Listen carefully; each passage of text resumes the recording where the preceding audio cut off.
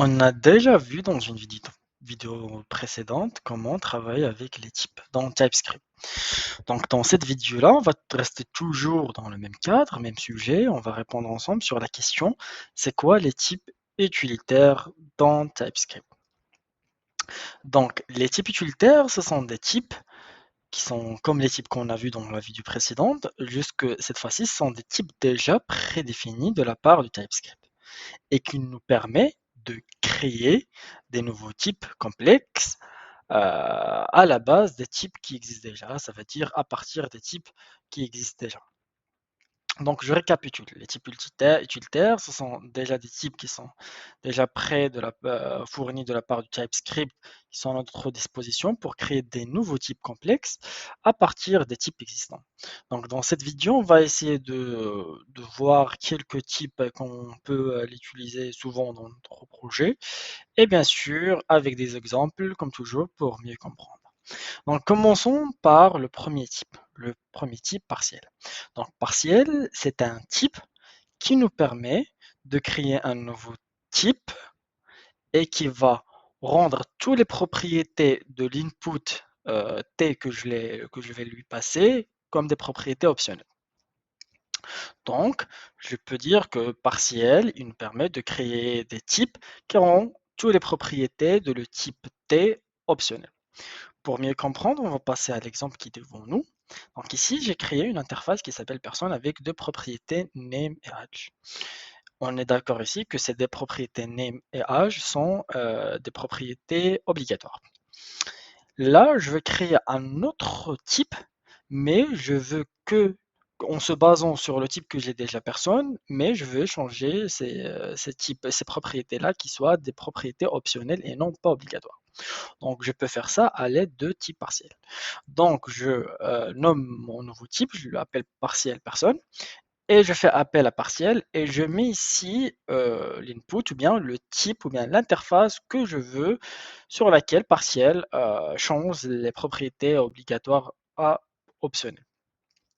Donc ici, puisque j'ai créé mon type, je peux créer mon objet et si on zoome sur le type créé, il va nous afficher comme quoi il contient deux propriétés optionnelles, donc name ou bien age. Donc ce qui me permet de créer un objet juste avec nom puisque les propriétés sont devenues optionnelles.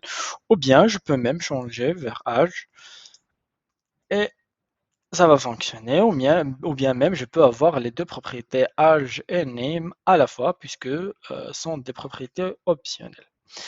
Donc voilà, c'est tout pour le partiel. On passe vers un autre type qui s'appelle required. Donc required, c'est totalement le contraire de partiel. C'est qu'il va prendre un type ou bien une interface T comme input et il va transformer ses propriétés de optionnelles à obligatoires. Passons à l'exemple qui est devant nous. J'ai créé une interface qui s'appelle user. On voit bien qu'il contient name qui est obligatoire, c'est une propriété obligatoire, et deux propriétés qui sont pas obligatoires, qui sont optionnelles, à l'aide de points d'interrogation ici. Donc moi je veux créer une interface qui se base sur user toujours, ou bien plutôt un type qui se base sur user, et je veux cette fois-ci que toutes mes propriétés doivent être obligatoires et pas optionnelles pour âge et rôle. Donc, je peux faire ça à l'aide de le type prédéfini utilitaire required. Donc là, j'ai nommé mon type required user et j'ai fait appel à required et j'ai passé le user comme input. Donc, qu'est-ce qu'il va faire required? Il va me générer un nouveau type, mais il va prendre ces deux propriétés-là qui sont optionnelles, il va les rendre obligatoires. Donc là, je peux créer un nouveau type, un nouveau objet avec mon nouveau type. Et là, vous voyez clairement que je passe les trois informations là parce que si je supprime cette-ci qui était optionnelle avant dans user, il va me dire une erreur parce que là, après l'utilisation de query, toutes les propriétés sont devenues obligatoires. Voilà, donc là, je dois remettre ma propriété pour ne pas avoir l'erreur. Donc voilà, on peut dire que required est totalement le contraire de partiel. Là, on va passer à un autre type qui s'appelle record. Donc record, qu'est-ce qu'il va faire? Record, il va me créer un nouveau type Et ce type-là, en fait, les keys de ce type-là, de ce qu'il va créer, ils vont être de type K. Les clés ou bien keys il va créer, ils vont être de type K. Et les valeurs de ce nouveau type, ils vont être de type T.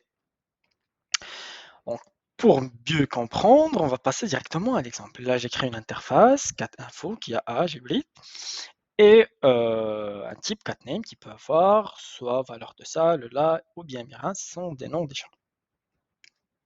Donc là, je vais créer un nouveau objet qui va être le type record catname, catinfo.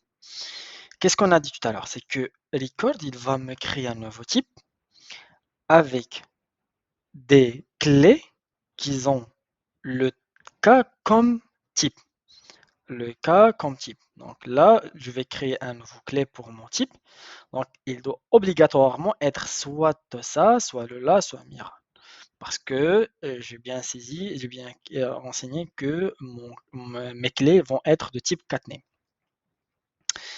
Par contre, on a dit tout à l'heure, les valeurs de type qui va être créé de la part de record, ils vont être de type T. Donc, on voit bien que mes valeurs, ils sont de type catinfo, qui sont de la type T, ça veut dire voilà, qui sont du catinfo. Donc, je récapitule. Record, il me permet de créer quoi d'un nouveau type avec des clés qui doivent respecter le type T, qui doivent être de type T, et des valeurs qui doivent être de type K.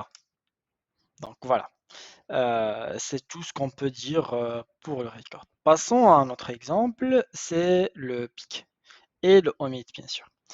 Et on va terminer avec ces deux types-là.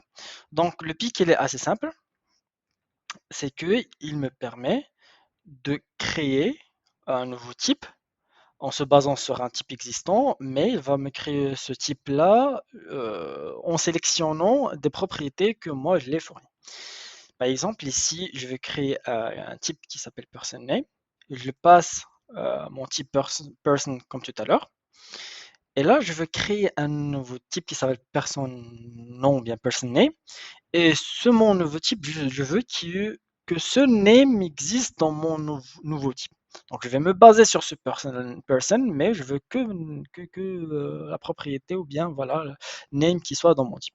Donc ça, je peux le faire grâce à Pic. Donc j'insère, saisis mon type et je dis comme quoi, s'il vous plaît, Pic prend que le name dans mon type que je t'ai passé et il va me générer un nouveau type qui va contenir que name.